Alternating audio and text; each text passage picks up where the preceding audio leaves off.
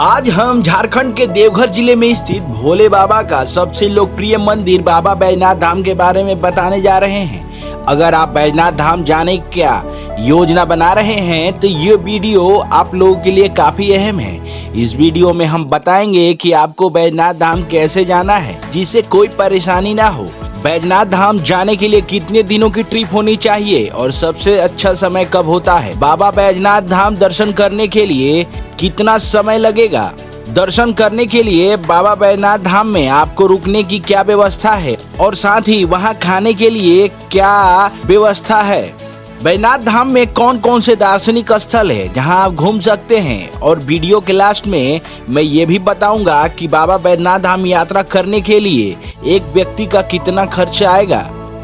तो आप हमारे वीडियो को लास्ट तक देखें, आपको एक एक करके सारी बातें बताएंगे जिससे आपको बैजनाथ धाम जाना हो तो इससे काफी सहूलियत मिलेगी। तो चलिए शुरू करते हैं कि आपको बाबा बैजनाथ धाम कैसे जाना है। बाबा बैजनाथ धाम झारखंड के देवघर जिले में स्थित है, लेकिन आपका देवघर का नजदीकी स्टेशन जसीडीह रेलवे स्टेशन है। जसीडीह स्टेशन से मंदिर की दूरी 7 से 8 किलोमीटर है। जसीडीह से मंदिर तक जाने के लिए स्टेशन के बाहर से आपको ऑटो लेना पड़ेगा। अगर आप ऑटो रिजर्व करके जाएंगे तो ऑटो वाला 200 से 250 रुपए चार्ज करेगा और वो आपको बाबा बैजनाथ धाम मंदिर के पास उतार देगा। ये ऑप्शन था कि अगर आप ट्रेन के माध्यम से देवघर जाना चाहते हैं तो, वहीं अगर आप फ्लाइट से जाना चाहते हैं तो आपका नजदीकी एयरपोर्ट है वो है देवघर एयरपोर्ट, जो कि मंदिर से 15 किलोमीटर की दूरी पर है। आप चाहे तो देवघर एयरपोर्ट से भी जा सकते हैं। अगर आपको देवघर की डायरेक्ट फ्लाइट नहीं मिलती तो आप रांची से भी होकर देवघर जा सकते हैं। रांची उतरकर आप ऑटो या टैक्सी से भी देवघर जा सकते हैं। ऑटो या टैक्सी वाला टावर चौक के पास उतारेगा। ये टावर चौक मंदिर से 400-500 मीटर की दूरी पर स्थित है। ये टावर चौक मंदिर से 400 से 500 मीटर की दूरी पर स्थित है। अब बात करते हैं कि आपको रुकना कहाँ है और वहाँ आपको खाने पीने की क्या बंदोबस्त होगी। अगर आप बजट होटल ढूंढना चाहते हैं तो आपको टावर चौक के आसपास बहुत सारे होटल मिलेंगे जो 400 से 500 रुपए प्रति कमरा चार्ज करेंगे। वहीं आपको और भी महंगे होटल चाहिए तो वो भी वहां मिल जाएंगे जिसका किराया 2500 से 3000 रुपए प्रतिदिन होगा। तो आप अपने बजट के हिसाब से रूम बुक कर सकते हैं। वहीं बैजनाथ धाम मंदिर में एक ट्रस्ट भी है, उस ट्रस्ट के तरफ से भी कुछ होटल दिए जाते हैं जो एक धर्मशाला या लॉज की तरह होता है, मगर वो ऑनलाइन बुकिंग नहीं होती, उसके लिए ऑफलाइन बुकिंग ही होती है, मगर अमूमन ये खाली नहीं रहता। तो चलिए हम आपको खाने के लिए बताते हैं कि खाने में आपको यहाँ क्या क्या मिलेगा। बैजनाथ धाम मंदिर के पास आपको बहुत से होटल मिलेंगे जिनसे आपको खाने की समस्या नहीं होगी, क्योंकि यहाँ पर बहुत सारे भोजनालय, होटल्स, रेस्टोरेंट हैं। अगर हम बात करें कि एक व्यक्ति पर खाने का क्या खर्च आएगा तो मान के चलिए कि 80 से 100 रुपए प्रति थाली एक आदमी के लिए वहां खाना मिल जाएगा। तो चलिए आगे बढ़ने से पहले हम ये भी जान लेते हैं कि बाबा बैजनाथ धाम यात्रा करने के लिए सबसे अच्छा समय कौन रहता है और कौन से समय पर हमें जाना चाहिए। जैसे आपको पता है कि सावन के समय सबसे ज्यादा यहाँ भीड़ होती है। महाशिवरात्रि और अक्षय तृतीया के दिन भी बाबा बैजनाथ धाम मंदिर में काफी भीड़ होती है। ये जो सावन का महीना होता है और सावन महीने में सोमवार के दिन बहुत ही ज्यादा भीड़ होती है। जो भी श्रद्धालु यहाँ आते हैं सावन के महीने में बाबा बैजनाथ धाम से 105 किलोमीटर की दूरी यानी सुल्तानगंज से गंगा जल लेकर कांवड़ यात्रा करते हुए बाबा बैजनाथ धाम पहुँचते हैं और बाबा पर जल अर्पण करते हैं। सावन के समय सारे कांवरिया भगवा रंग के कपड़े में आपको नजर आएंगे। तो सावन के महीने में ये भीड़ काफी होती है जिसे आपको बाबा के दर्शन करने के लिए 4 से 5 घंटे लाइन में खड़े रहना होगा। अगर आप सोमवार के दिन आए हैं तो ये समय और भी बढ़ सकता है, मगर आप भीड़ से बचना चाहते हैं तो आप जनवरी फरवरी में भी यहाँ आ सकते हैं या ठंड के मौसम में भी यहाँ आ सकते हैं। नॉर्मल दिनों में भी सोमवार को यहाँ काफी भीड़ होती है। बाकी दिनों की अपेक्षा तो उस हिसाब से आप अपना प्लान कर सकते हैं कि आपको बाबा बैजनाथ धाम के दर्शन करने कब जाना है। तो चलिए हम आगे बढ़ते हैं और चलते हैं बाबा बैद्यनाथ धाम के दर्शन करने के लिए। मंदिर में जाने के लिए आपको पश्चिमी गेट में प्रवेश मिलेगा और वहीं से बाबा बैद्यनाथ धाम के दर्शन के लिए लाइन मिल जाएगा। मैंने पहले भी बताया कि अगर आप सावन के महीने में यहाँ आते हैं तो आपको ज़्यादा समय लगेगा। वहीं आप अगर दूसरे महीने में भोलेनाथ के दर्शन करने के लिए आते हैं तो आपको 1 से 2 घंटे के भीतर आप बाबा का दर्शन कर लेंगे। तो यहाँ आप लाइन में लगकर बाबा बैद्यनाथ धाम के दर्शन कीजिए। मंदिर प्रांगण में मोबाइल या कैमरा सब कुछ अलाउ है, मगर जैसे ही आप गर्भगृह में प्रवेश करेंगे आपको फोटोग्राफी वर्जित है।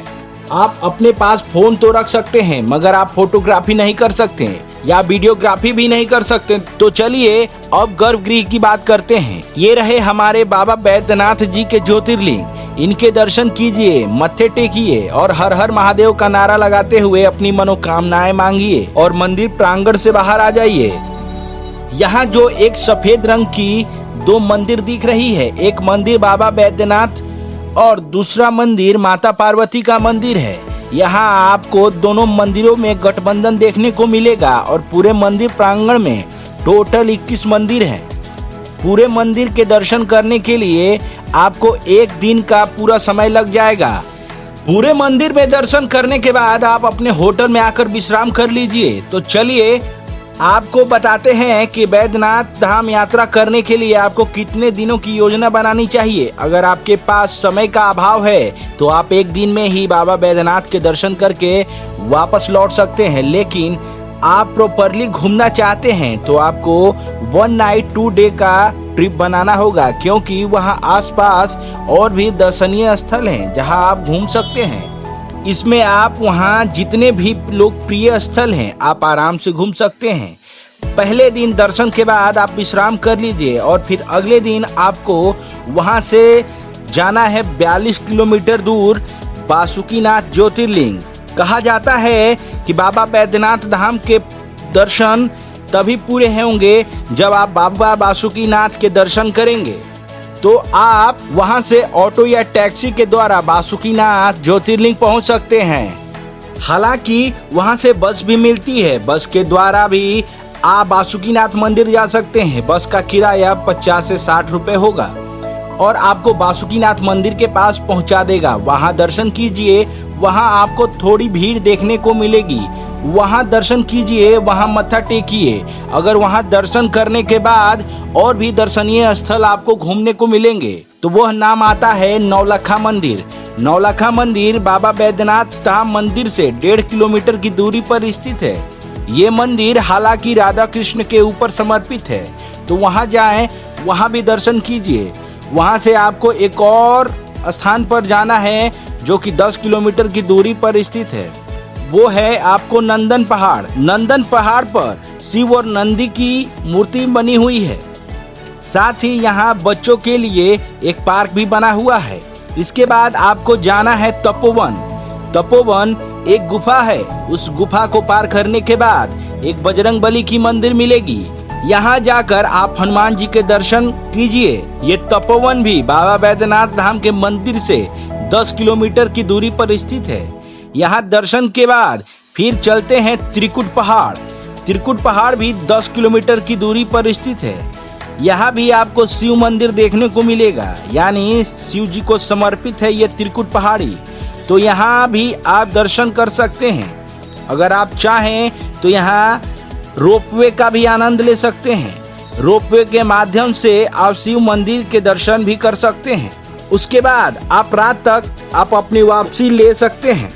इस पूरे दर्शनीय स्थल को घूमने के लिए आप कैसे जाएं, अब ये बताते हैं। बाबा बैद्यनाथ धाम मंदिर के पास बहुत सारे ऑटो टैक्सी वाले मिलेंगे। ऑटो या टैक्सी को भी आप पर डे के हिसाब से बुकिंग कर सकते हैं। 700 या 800 या कोई टैक्सी वाला 1000 रुपए लेगा। तो आप अपने बार्गेनिंग करके पूरे दिन के लिए ऑटो या टैक्सी बुक कर सकते हैं। ये जो 4-5 दार्शनिक स्थल जो मैंने बताए वो आप ऑटो या टैक्सी वाला आपको घुमा देगा और वापस आपको होटल तक भी छोड़ देगा। इससे आपको बाबा बैद्यनाथ धाम के दर्शन का पूरा विवरण मिल गया। तो चलिए आखिर में बताते हैं कि बैद्यनाथ धाम घूमने के लिए आपको प्रति व्यक्ति कितना खर्च आएगा।